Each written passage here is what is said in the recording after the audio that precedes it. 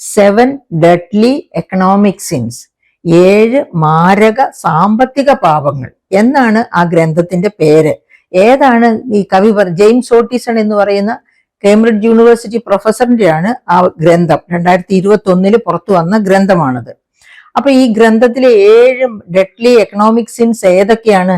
Pride ഒന്നാമത്തേത്, അഹങ്കാരം, greed ആർത്തി രണ്ടാമത്തേത്, ലസ്റ്റ് കാമം മൂന്നാമത്തേത്, നാലാമത്തേത് എൻവി അസൂയ, അഞ്ചാമത്തേത് ഗ്ലൂട്ടണി അതായത് അത്യാർത്തി, ആറാമത്തേത് റാത്ത് ഉഗ്രകോപം, കടക്ക് പുറത്ത് എന്ന് പറയുന്ന തരത്തിലുള്ള ഉഗ്രകോപം, ഏഴാമത്തേത് സ്ലോത്ത്. എനിക്ക് വേണ്ടത് എല്ലാമായി, അതായത് ഇഷ്ടം പോലെ പണം കിട്ടുന്നു, മറ്റതുപോലുള്ള എല്ലാ അലവൻസസും കിട്ടുന്നു, വളരെ സുഖകരമായ ജീവിതം കൈമടങ്ങ് കിട്ടുന്നു, ഇനി എന്തിനാ ഞാൻ കഷ്ടപ്പെടുന്നത് എന്ന രീതിക്കുള്ള അലസത, അതാണ് ഏഴാമത്തെ സിൻ.